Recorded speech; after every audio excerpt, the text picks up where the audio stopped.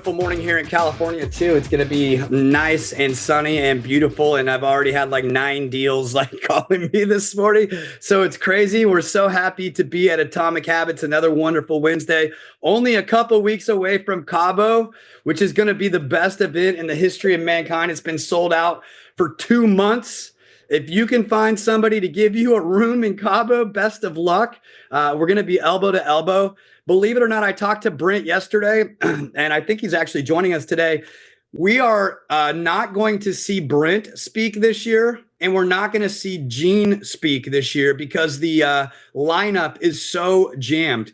Pace Morby, Ed Milet, Tom Ferry. If you guys are into fitness, if you guys know Gary Brecka at all, it's going to be absolutely insane. The secondary speakers happen to be billionaires. So, you know, the secondary speakers are billionaires. You know, it's going to be an outstanding event. Without further ado, for those of you that don't know the famous Tony, he is on the call today. He is going to be our guest. He has one of the coolest, most inspiring stories I have ever seen. He is a best-selling author. We are absolutely privileged to have him today. So what I'll do is I'm going to introduce Tony and I'm going to ask him a couple questions. We'll do a little Q&A at the end, but essentially I would love for Tony to tell his story. And then the guy is a phenomenal coach. He's cutting edge. He knows everything that's going on. I don't want to steal too much of, you know, his bio and everything. So at first, if you just give us a little bit about who you are, and then one of my favorite things in the world is your story, that would be amazing. And then if you don't mind, I'll ask you a couple questions that I pulled together from the team. Yeah, well, thank you very much for having me. I know that there's probably a couple people on out of this group that I know personally or in my mastermind program. But yeah, Tony Giordano, pleasure to meet everybody. And thank you for your time today and excited to share. Do you want me to just go right into the story and my background? Man, that would be amazing because it's so inspiring. And those of you that don't know Tony, he is all over social media. Obviously, he's a best-selling author. You know, start looking him up as he tells this story. It's pretty impressive. Go ahead, Tony. Here, what I'll do is I'll just put my link in there to just make it easy for everybody in the chat. You guys get to see how slow I type. And now you get to see me with my glasses on, which nobody ever gets to see that. Screenshot already happened. Oh, see, that's what I get for doing it without my glasses on. Ignore that one, everybody. I just wear glasses to make me look a little bit more older and distinguished, Tony. I don't know about you. And now everybody gets to see how slow I type, which is why the books take 5 years in between to come out. Okay. 1 second. Oh my goodness. All right. I should have done that before we started. Okay, there's a link for everybody. Yeah, so been in the business for 26 years now. It's shocking that I have been in this business as long as that. And I didn't come from wealth. I didn't come from money or business savvy parents. I wanted to be a firefighter, and I was 20 years old, December of 1998, and I was selling cell phones for AT&T, door to door, just type A personality, sales guy, trying to save up money to put myself through the fire academy and become a firefighter. And I walked into a mortgage company because it said no soliciting. So to a good salesperson, that says what? Welcome. So I walk in and I sold the branch manager a cell phone. And after I sold her the cell phone, she goes, I'm going to offer you a job. And she showed me what I had to do. And I became a loan originator the next day. That would be what was going to be the beginning of the subprime refinance market that went the first few years in the early 2000s. And I was good at it. I made $80,000 my rookie year, saved up enough money to put myself through the fire academy, went to the 4-month fire academy, graduated, got picked up as a firefighter in Malibu, and went back to the mortgage company to do home loans on my days off from the station, pretty much just for all the firefighters. That was like my biggest lead gen source. And in 2000, technically being my second year or second rookie year, I made $160,000. And this business, I mean, it completely changed my life. It changed my family's life. It changed the course of what would become my own family's life. And in short, on that part of the story, all of you listening right now, you chose literally the best industry you could have ever chose to be in. You didn't choose to sell cars. You didn't choose to sell insurance. You chose to sell dirt. You chose to sell what everyone needs, houses. And it doesn't matter if in the future we get paid 6% or 2%. You're going to be fine. Why? Because you get a piece of the most expensive asset that the average human will ever buy or sell. Don't forget that. We are in a limitless career. The only limit in this career of making 50,000 a year or $1 million a year is us, right? And so it just took off. And then after September 11th, it really took off because that was the birth of the fake housing market, the fake economy that would all come crashing down in 08, 09. So in 2002, I make 300,000. In 2004, at the age of 26 years old, I make my first $1 million. I mean, it was just absolutely incredible, but it was also extremely easy. And I'm going to circle back to that point because anybody could buy a house. So am I even being challenged yet? Do I even know who I am? Have I overcome obstacles or hurdles? Not then. And because I didn't come from money, I didn't respect money. I spent money. And so by 2007, at the age of 29, turning 30, I now have my own mortgage company. I own with 3 other partners. We're ranked in the top 10 in the nation for all the big mortgage servicers at the time in 07. Some of those unmentionables like Countrywide and Washington Mutual. And I have the life, married, 2 small kids, multiple homes, cars, classic cars, boats. I had the life. And there was no limits on the horizon. And then lost everything in the 2008-2009 crash. And if you're on this call and you think everything, like really, everything. First, I was already retired from the fire department after just a stint of 7 years because I got injured on a call. And so I had to retire out early. So I couldn't go back to the fire department as a paid firefighter. So I don't have that income. I go through a massive divorce during 07. My youngest son's diagnosed with autism. My mom's diagnosed with stage 4 cancer. I have all of my cars, toys repossessed because everything was leveraged with loans. All of my houses were foreclosed. Went from an 812 FICO score to 496 in less than 9 months. And I lost all of it. I was down to a beat up pickup truck that barely worked. I had a little apartment. I had a little bathroom and phone booth shower and pedestal sink. And throughout 08, 09, I was being tested in every possible way. And finally, September of 09, there was just a moment, and during that 08, 09 crash and trying to figure out how I was going to overcome it, because I had already been on like $1 Million Listing as Madison's loan guy in season 1. And then I wasn't on season 2 or 3 because that was the crash, 08, 09, for the most part. And I just had to figure out, like, how am I going to dig out of this? Like, this is crazy. And my godfather, bless his heart and rest in peace, my great grandfather's brother, he was kind of funding me during the 08, 09 crash, he saw the empire I built. And so he would give me $2 or $3 grand a month to pay my rent. I'm bartending on the weekends to put food on the table for my kids every other week that I have them. I haven't funded a loan in 4 months, September of 09. Lehman Brothers is crashing. Bear Stearns is crashing. Stock market's crashing 900 points a day. It's just getting worse. And I have these 2 home loans that I need to fund. I've been working on them for 2 months. We're coming to the end. It's going to get me out of the hole for the most part, and then I'll have to get the next one. And I was shaving. This is the moment, September of 09. I was shaving, and picture me. Obviously, I don't have any hair. So when I cream up, the whole thing, you see my eyes. And I just got out of the shower, so I have my towel on, and I'm still a little wet and dripping, and I'm just trying to shave because I'm in a hurry.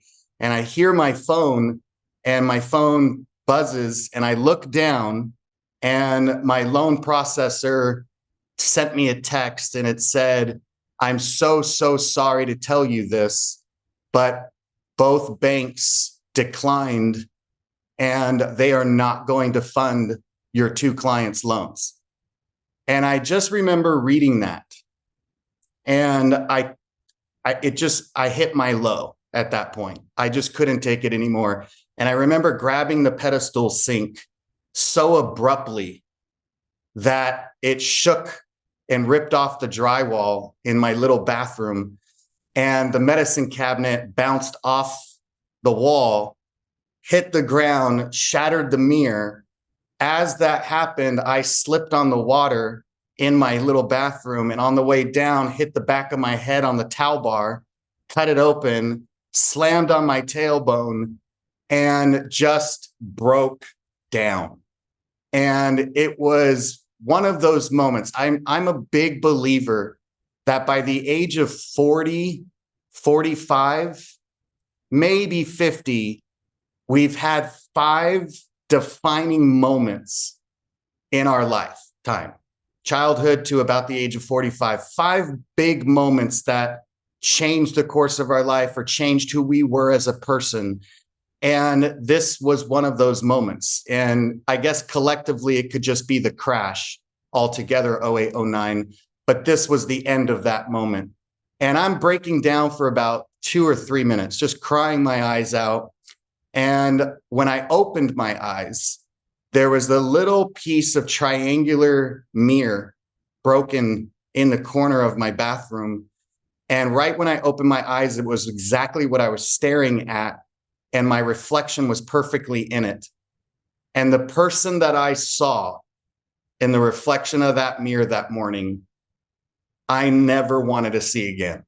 It was just this woe is me, useless little boy who looks like he just got all his toys taken away. And it was a big moment, because I looked at it and I go, I never want to see this person ever again. This is not me. And I got up, wiped myself off, I got dressed, and I just said at that moment, you know what? I'm done with lending. I'm done with finance. It's not fun anymore. I've lost my passion for it. And I'm just going to switch to the agent side and become an agent, because how hard could that be? That was a reality check. And so I remember, back then you only had to have a real estate license to be a loan officer or a real estate agent. So I already had my real estate license. Now you have to have the separate mortgage license, probably why the crash happened. But that's another presentation. And so I called Madison from the show, $1 Million Listing, and I said, I'm switching to your side. I'm a loan officer, no more. I'm going to become an agent. He goes, hey, I think you'll be great at it. I'll introduce you to my branch manager. So I turned in my license to Coldwell Banker Malibu later that day, and resigned from the lender that I was working for. And I became an agent. And the second part to that moment was when I called my godfather, my Uncle Mike, and I told him the good news. And I told him, Uncle Mike, this is it. I now know what I need to do. I'm going to rebuild the empire I built before, and I'm switching to the sales side. And he goes, that's fantastic. I'm in his Boston accent, Sicilian, Italian man. And he goes, I'm so proud of you. He goes, I can't wait to see what you do. I know what you're capable of. And I said, yeah. And then I just said, I just need 3 months of like just funding, just a few $1,000s so I can get my card, so I can get my MLS and my realtor dues and all this stuff. And I'd really appreciate it's the last time. And he goes, nope. And I go, what? And he goes, no, I'm done. And I go, Uncle Mike, please, like, this is it. I promise, like, I'll pay you back. He goes, I know you'll pay me back, but I'm not giving you anything else. If you need groceries, I'll buy you groceries for you and Michael and Christopher, my sons. He goes, but I'm not doing it anymore. And I go, I just was starting to break down again. And he goes, Tony, He goes, you know why you are where you're at still? And I was like, well, yeah, the economy keeps getting worse, the crisis, the lending crisis, the financial crisis. He goes, no, that's not it at all. And I go, well, yeah, it is, because nobody's doing anything. Like, he was just like, nope. And I go, me? Am I the reason? Like, he was just like, kind of, but nope, that's not it either. And I go, well, then what? What's the reason, Uncle Mike? And he goes, I am. I'm the reason you're still where you are. He goes, because you're relying on me and you know you have me as a backup, and it's making you not have to rely on yourself.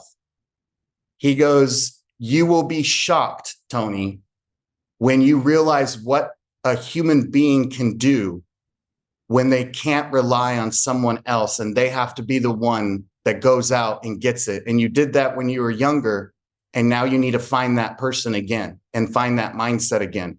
He goes, so I'm cutting you off. I love you, but it's done. It was absolutely remarkable what happened in the next 30 days when I didn't have him to rely on at that point. And so I started trying to research, what are the biggest agents doing? What do they do online? What's their presence? How do they get this business? And, other rookies in the office were like, why are you trying to do what they do? And I go, because that's our competitor. And they go, no, so-and-so who does 500 million in volume a year is not your competitor, Tony. And he doesn't think of you as a competitor.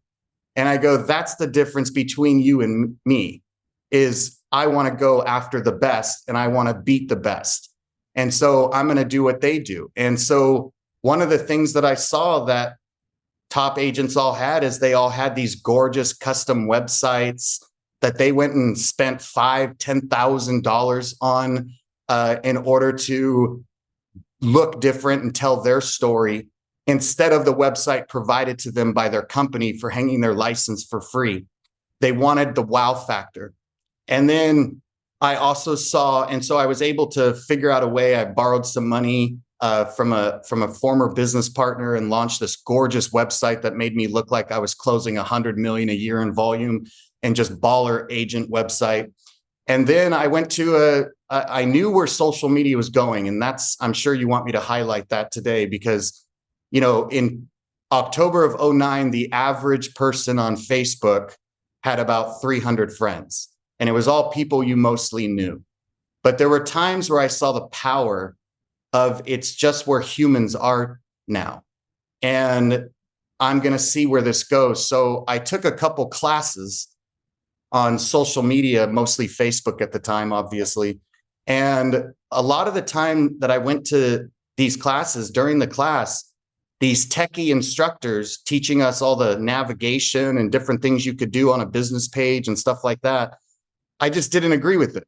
And I realized that's the problem, is we're being taught social media marketing by techies, not by actual salespeople who have captured business from it. They're techies. Their job is to teach us the how to. And so I walked away from the class with not a whole lot of aha. And then I'm walking out of this one class that I took, and I have this gorgeous website now. And this kid who taught the class says something that changed everything. It was the defining moment of how I was going to lead gen and prospect. And he goes, oh, I'm so sorry. I forgot to tell you one thing. In addition to your business page, which was 99% of the class, a real estate agent should also have a minimum of 2,000 friends on their personal friend page of Facebook. And when he said that, the light bulb just went off. And I said, that is by far the best thing you said all day. And he goes, how is that the best thing I said all day? He didn't even know. He just heard somebody else say it because he's a techie.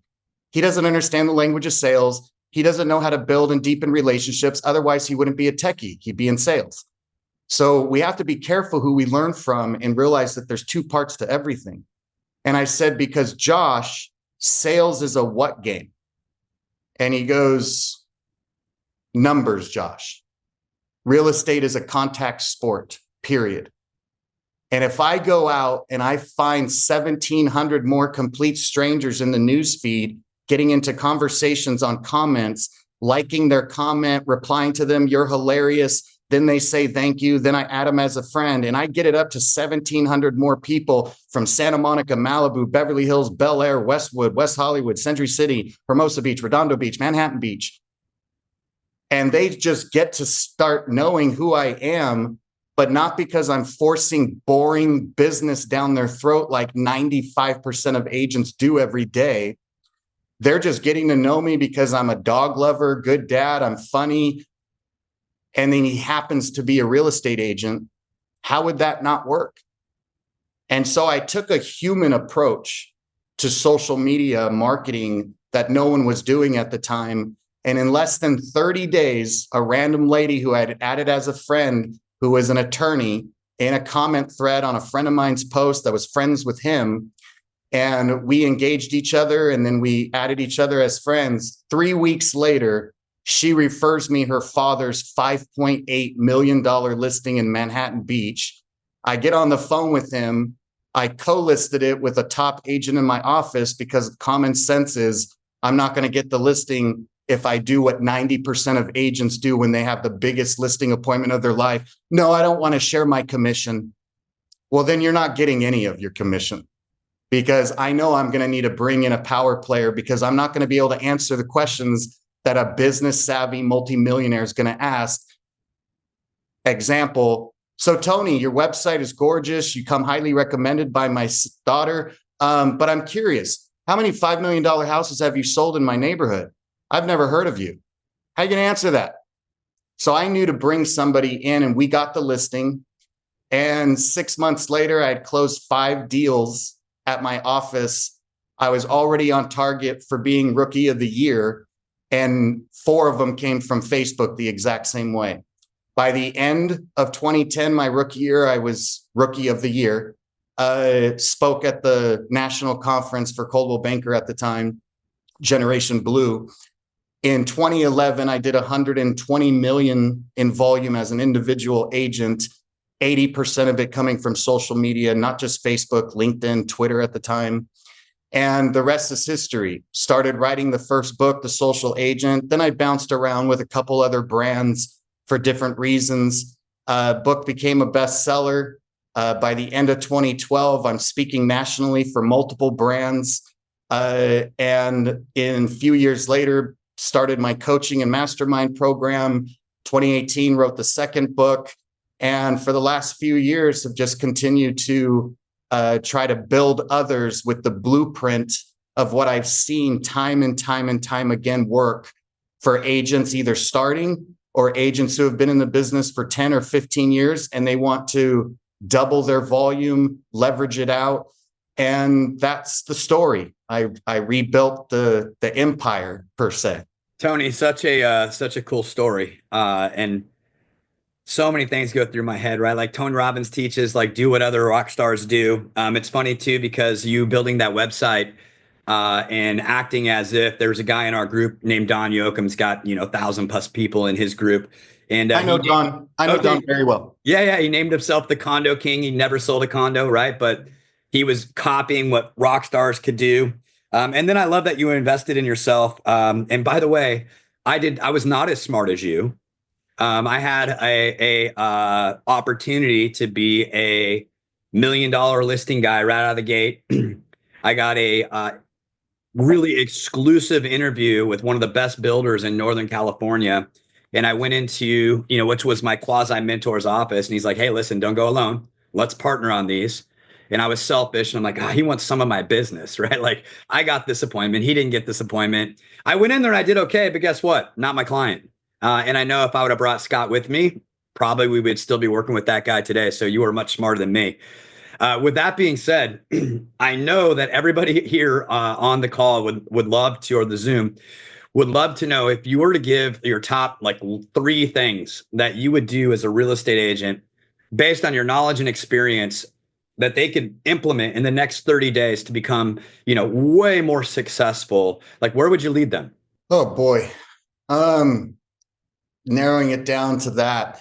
The things that I'm focusing on a lot right now in my mastermind program, and it seems to be the topics that I'm, the main topics that people bring me in to speak for. I'm on a plane every week speaking to so many different real estate audiences and lenders. But it's, I'm known for anything that has to do with marketing. I was a marketing major. Marketing comes before revenue always. And I don't care anybody who wants to debate that. You hear these terms like lead with revenue. No, billion-dollar companies don't lead with revenue.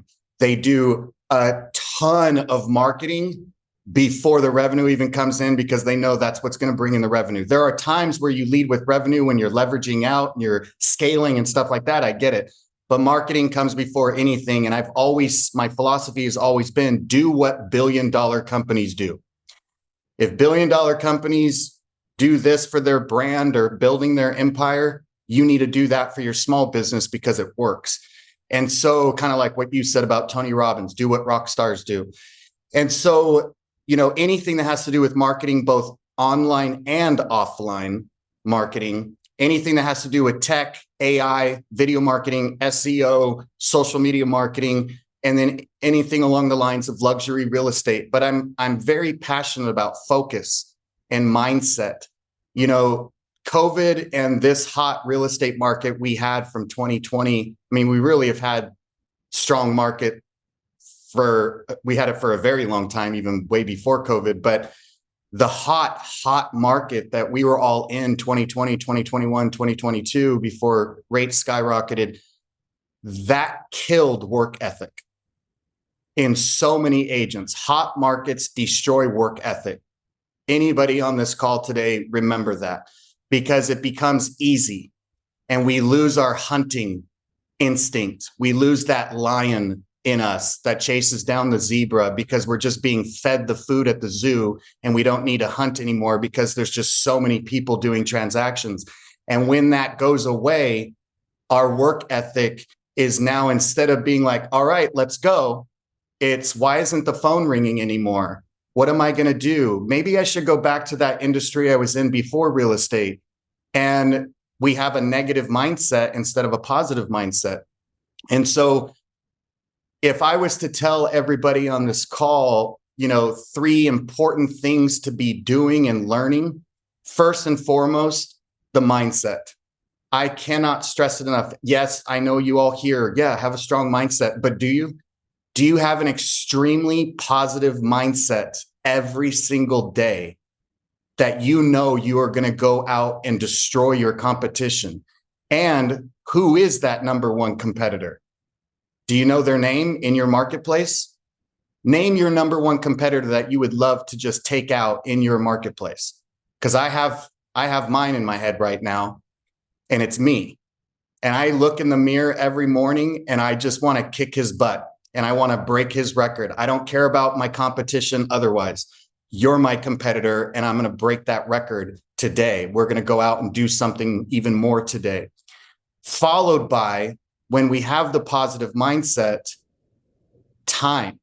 So many people do not prioritize their time. And we all hear it: time blocking, time management. Do your 20% that leads to 80% of your results. Focus on it. Get it done in the morning when you're on, high alert and you got your willpower and your brain is strong. And yeah, that's fine. But are we doing it? Could I come through the virtual Zoom right now and grab your phone and go to your schedule and see that lead gen is in your calendar every single morning for, I don't care if it's an hour or not? Or am I going to see that Wednesday you took it out because you had a home inspection? Oh, so you thought a home inspection was more important than lead gen? Well, yeah, that was the only time they could do it. No, it wasn't. Yeah, it was. No, it's because you didn't want to lead gen. So you said, sure, I can do it at 10 a.m. No, Tony, that's not it. Really? So you're telling me that if a home inspector called you and said, I can only do Wednesday at 10, and you looked in your phone and saw that you have a $2 million listing appointment at 10 o'clock on Wednesday morning, You're telling me right now that you would call the $2 million listing appointment and say, hey, I know that we have an appointment this Wednesday, but I have a home inspector that really needs me to do a home inspection. Can we reschedule? Absolutely not, because that's more important than a home inspection. So you chose that lead gen was not more important than a home inspection. And lead gen is exactly what gets $2 million listing appointments. So what are we doing to truly do our most important work? And here's what I tell people. This is one of the best ways to start managing your time better.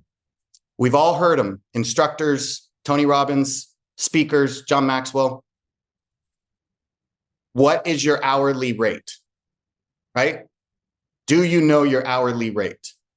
And what they say, and Bill Gates says this in his book, you take what you made in 2024, you divide it by 52 weeks, divided by 40 hours work week. Yes, I know you work 60 or 70. No, you don't. Not if you combine what you were actually doing in workflow. Nobody does. Don't debate me on that, because just because you got a phone call at 8 o'clock in the morning from a client and you got a phone call at 8 o'clock at night does not mean you worked 12 hours. You also had an hour of yoga in there, an hour and a half lunch with a girlfriend that you were catching up on. So divide it by 40, and that's what your hourly, that's what you made an hour in 2024 per se. But I go further. It should be what I call your hourly worth rate, which is how much money do you want to make in 2025? And if you are on this call and you want to make $1 million, $2 million, $3 million, whatever it is, but if you want to make $1 million in GCI this year, you take $1 million, you divide it by 52, divided by 40, and it's $433 an hour. So that's your hourly worth rate. Now somebody comes into your office in the morning and says, hey, do you have 10 minutes? $433 divided by 6. Is that person worth that money out of your pocket? Is the hour lunch with your girlfriend worth $433 out of your pocket?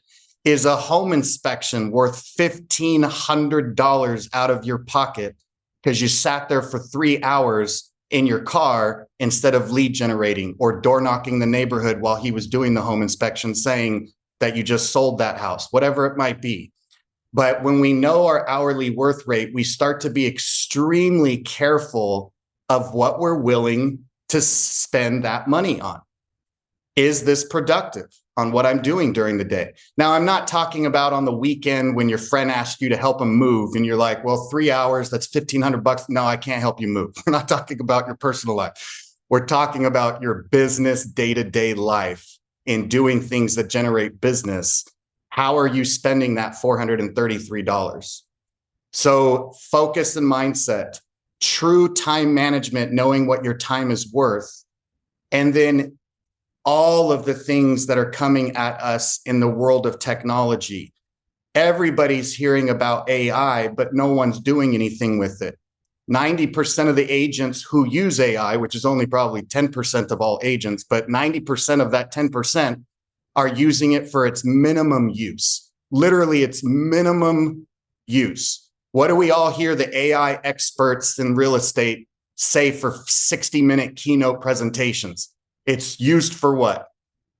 Use ChatGPT or Gemini to write the marketing remarks and property description for your listings. And it'll also write you some great content and scripts for video content. And somehow they take 60 minutes to say that. Recently, I went out on stage after somebody took 60 minutes saying that. I'll probably never be invited to this stage again, by the way, but I'm very direct and don't BS. And I got out there and I said, if you're in this audience and you need ChatGPT to write the listing description for a listing of yours, you are exactly who ChatGPT is going to replace. You are using it completely for its minimum use. AI is going to take over everything. And what we have to do is what billion-dollar companies are doing. We have to pay AI and teach AI to leverage our business. It can't just be its free minimum use, because it's going to get to the point where AI is doing everything for us. I want you to envision this really quick. And I'm going to give you guys some things to follow on everything you should be knowing right now on where AI is going and what it can truly do for your business, lead gen on your behalf, prospect farm on your behalf. I want you to envision that social media was the rise of our digital twin. That profile picture, Tony Giordano online, answers questions 24/7, always on point, neutral, doesn't take sides religiously, politically, everybody's friend. My digital twin, the good twin, actually. AI is simply the next evolution of my digital twin, but it's third dimensional, and it looks exactly like me, and it has my voice. And in very soon future, billion-dollar companies are already doing it, but in the very soon future, the price will get better. But I'm already building out my full AI third dimensional avatar, and it's freaky. And I want you to picture your websites, your social media pages. They all have that chat bot, frequently asked questions or chat with us on your website. That chat bot is now going to be a thumbnail with me floating right there when somebody comes to my website, and can answer any question, can direct them through my website, can answer questions about inventory and houses that are on the market right now. And would you like me to set up an in-person call? And then I get the message. That's where we're going. That it's going to take off, and you have to take the time to really be learning this. Like I was learning social media at a level no one was doing in 2009. I've been working on this for well over a year because of the people that I know and seeing where it's going. We're also in beta test right now. There's a software, it's already working. I plug in my database, any CRM that any of you have. The AI software plugs into the database. It's through a third-party company that does this for agents. And in less than a minute, the AI read my entire database, all of my notes, birthdays, anniversaries, notes that said this is their starter home, they're not going to stay in it for longer than 5 years. Literally read my entire database and located 7 people, 3 of which I completely forgot were my clients that I haven't talked to in 4.5 or 5 years, and said, the notes say that you were supposed to follow up this year, blah, blah, blah, blah, blah. And I called them immediately, forgetting that. And 2 of them I have 2 listing appointments with them in the next couple of weeks. So that's what's on the horizon. So what are we doing right now to learn it, right? So I want you all, I'm constantly in research mode. I love research. And there's an Instagram account out of the hundreds that are out there. It is by far the best Instagram account to follow for anything that has to do with AI in any industry. And the username is evolving.ai. Evolving.ai is the username. Just start following that account, and you will be blown away on what's coming. And they sometimes announce free webinars and things like that, but they're by far the best. And then I would finish with, if you are not taking cryptocurrency and blockchain and how it continues to intertwine with our industry, and you are not taking it seriously, I don't care if you invest in it. I don't care if you trade it.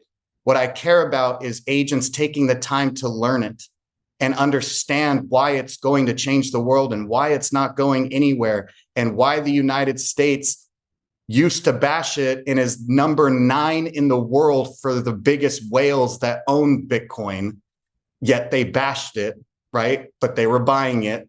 Why were they buying it? Because they know it's going to create wealth, and they don't want the average person in the world to create wealth because they want to own it all.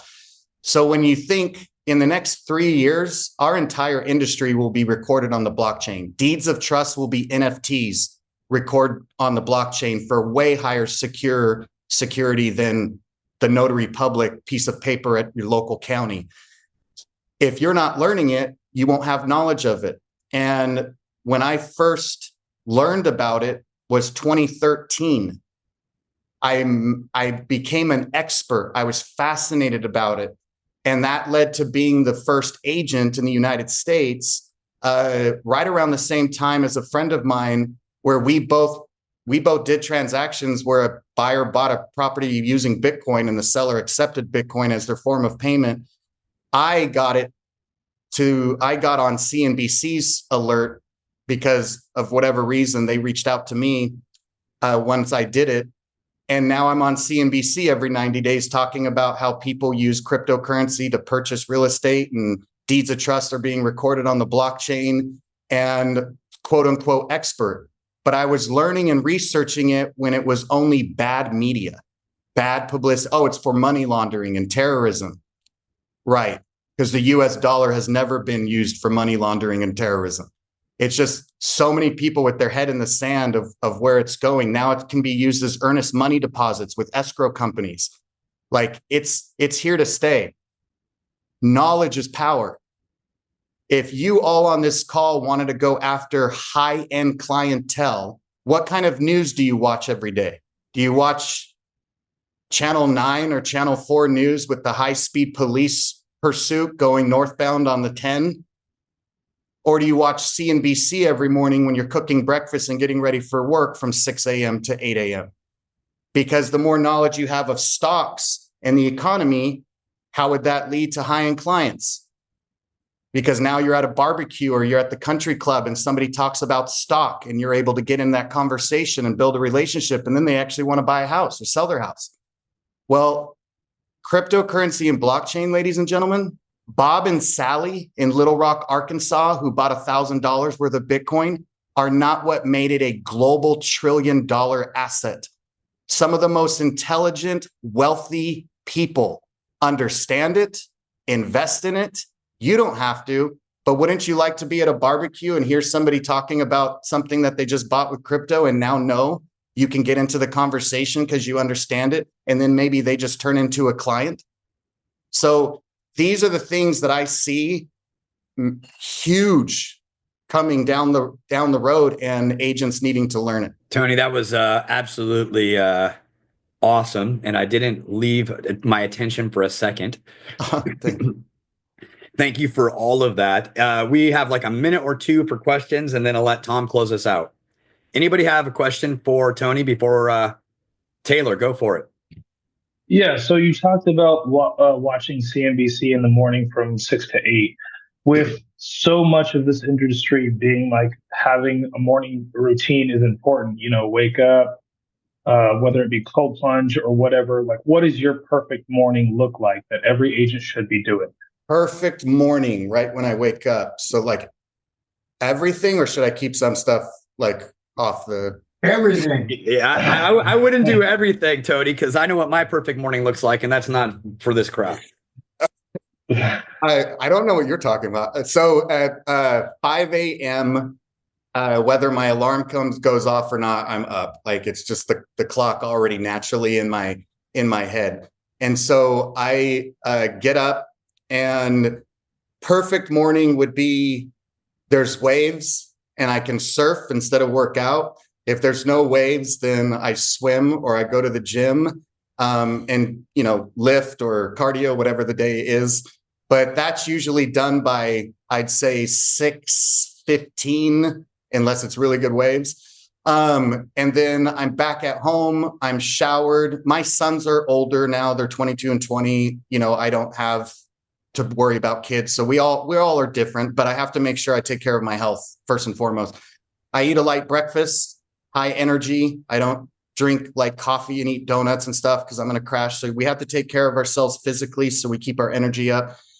I'd say, and CNBC is on the entire time. So when I get out of the water, when I'm showering, I have it on my TV. I can hear it. I hear it when I'm cooking breakfast, whether I'm paying attention or not.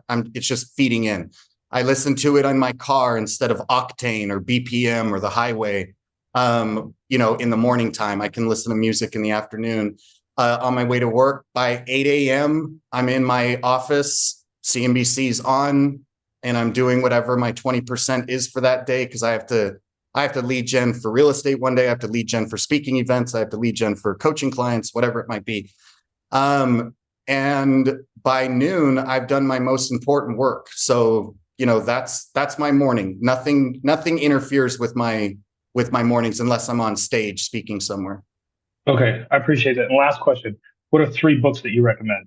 Any John Maxwell book, but I would say The 5 Levels of Leadership from John Maxwell.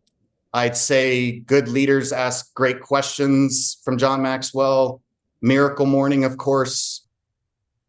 Yeah, those are 3. Hey, we're gonna let Clark Broom close us out with the Social Agent 2.0. That's a good one. If you don't read that one, real quick for anybody, I thought I'd do this for all of you today. Anybody who wants information on my mastermind program, it's just a big mastermind program that has several hundred agents that pop on calls like this twice a month with me. And then you get all of my curriculum on demand and everything.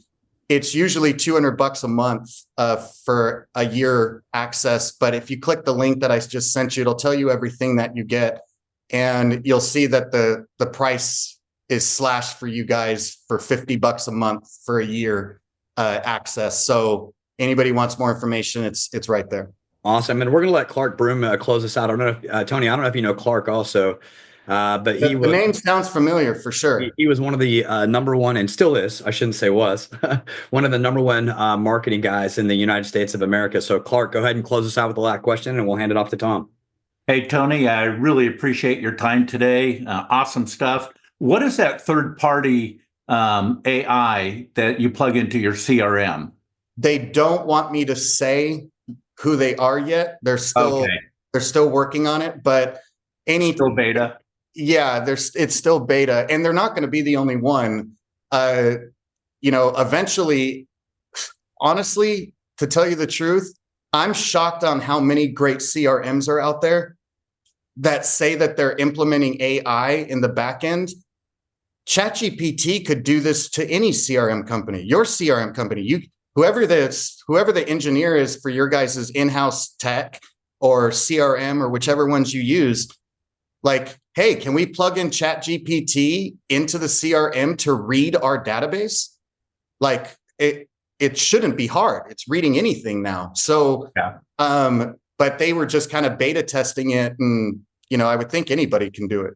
Hey, Tom, I'm going to close this out if you don't mind, unless you have something to add. And Tony, what's cool is Don Yoakum, his team actually dives into your database and does what's called a deep dive right now. So it'd be cool to get the 3 of you guys together, because they'll tell you the entirety of the asset community that you have in your database, right? A lot of times, one of the properties they own, but you don't know all of them because you didn't ask the right questions. They will actually do that, and then they will market based upon what they found and make your phone ring. So if those of you that don't know that Tom or that Don's team, and I think Justin's on this call too, Justin does his calls. Oh, hey, Justin. What's up, dude? What's up, Tony? Great job, man. Great to see you again. Good to see you. Yeah, anyway, lots of great people on here. So listen, there was a gazillion great things, but you heard Tony say is by noon, all of his most important work is done. Right? And gosh, you cannot skip lead generation with all of our coaching clients. If they're not successful, 100% of the time, we can take it back to the fact that they got caught in going to home inspections, closing out their transaction, whatever it may be, somehow became more important than lead generation every day. If you lead generate every day and you're not making 6 figures or more or 7 figures in this business, we need to help you with your strategy when you're lead generating, because the folks that actually do that on a consistent basis absolutely crush it. And in the words of Tom Daves, you've now got your inspiration, time to put in the perspiration and go crush it. I really appreciate everybody. See you in Cabo in a couple of weeks. Tom, anything else to add before we go? Next week, we've got Courtney Twist, and she has an amazing guest, Elizabeth Riley. You don't want to miss it. Same bat time, same bat channel. Thanks, y'all. See you. Time icon. She's amazing. See you guys next week.